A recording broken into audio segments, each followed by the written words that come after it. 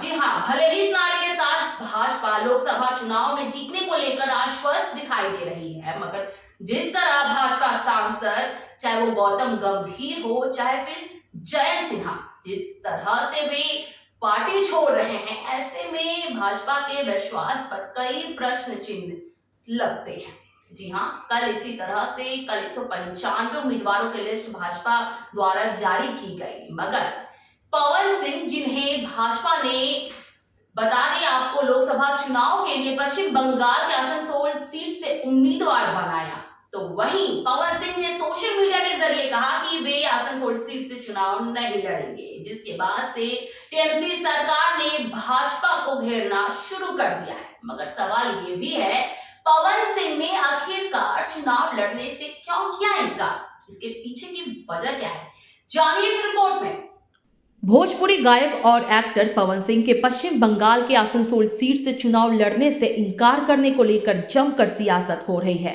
भले ही पवन सिंह ने अपने चुनाव न लड़ने की वजह साफ ना की हो, मगर तृणमूल कांग्रेस पार्टी से लेकर भाजपा सरकार पर कई संगीन सवाल खड़े कर रही है। तृणमूल कांग्रेस का आरोप है कि भाजपा का पवन सिंह जैसे व्यक्ति को लोकसभा चुनाव के लिए पश्चिम बंगाल के आसनसोल सीट से उम्मीदवार बनाने का फैसला बंगाल की महिलाओं का अपमान करना है।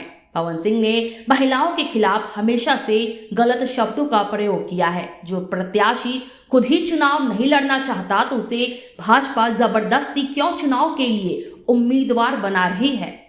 हमारी टीम ने पवन सिंह के फैसले को लेकर भाजपा और तृणमूल कांग्रेस दोनों से ही कई सवाल किए, जहां बंगाल की महिला व बाल विकास मंत्री शशि पांजा ने पवन सिंह को उम्मीदवार बनाए जाने के फैसले को लेकर भाजपा पर कई संगीन आरोप लगाए। यही मोदी की गारंटी है कि आपने ऐसा आदमी को टिकट दिया, पवन सिंह उसका नाम है, आसनसोल में, जो हमेशा बंगाली नारी को बदनाम केवल नहीं उसको अपमान किए हैं। तो इस तरीके के लोगों को टिकट देके बंगाली नारी को आपने जो है अपमान तो किया ही है, लेकिन मोदी की गारंटी यही है कि अगर आप बंगाल को बदनाम करें, बंगाल को छोटा दिखाएं, बुरा दिखाएं, तो आपको टिकट मिलेगा। अब ये दूसरी बात है कि ऑल इंडिया तृणमूल कांग्रेस की तरफ से इतना प्रतिवाद हुआ कि आप मजबूर हो गए कि आज आप ये जो प्रत्याशी है पवन सिंह, वो कह रहे कि मुझे नहीं खड़े होना है, टिकट मैं नहीं लेना चाहता हूं। लेकिन ये बात तो रह गई है सबके जहन में कि भाजपा ने अपने प्रत्याशियों में ऐसे लोगों को शामिल किया जो बंगाली नारी को अपमान करते हैं। तो वहीं टीएमवाईसी की प्रेसिडेंट शाइनी घोष ने भी इस फैसले को लेकर भाजपा को जमकर लताड़ लगाई। सुनिए। By giving candidature to a person for Bengal Lok Sabha who has been seen vilifying women and Bengal time and again clearly shows that the BJP has zero regard for the people of Bengal and the women.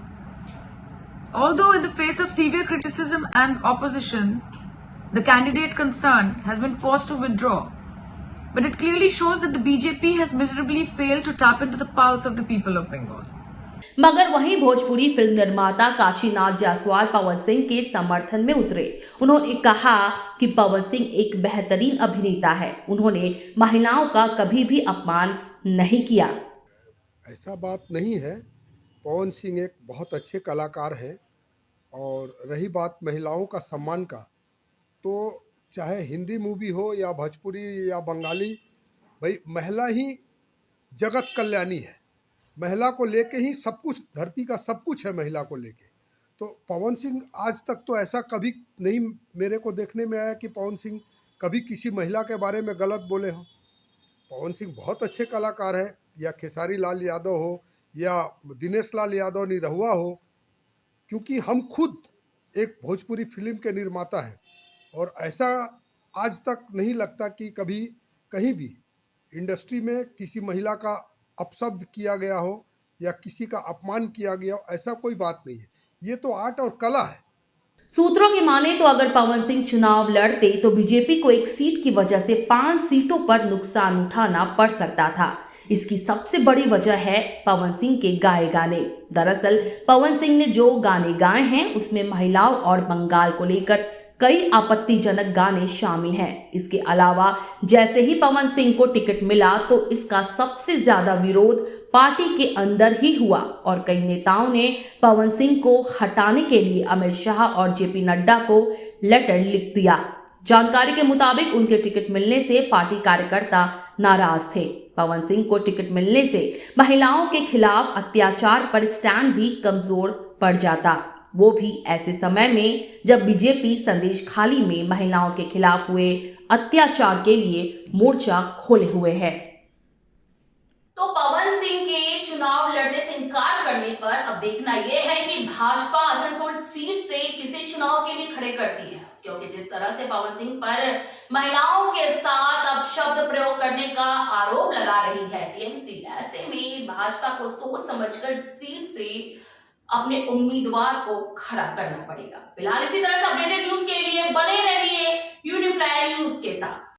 आओ कभी मिलेंगे, बैठेंगे साथ, गुनगुनाएंगे नगमे पुराने, छेड़ेंगे वो प्यार का राग तुम्हारे साथ कि हमें फुर्सत ही फुर्सत थी, उसने हमें मिलाया था, हमारी कहाँ हैसियत थी।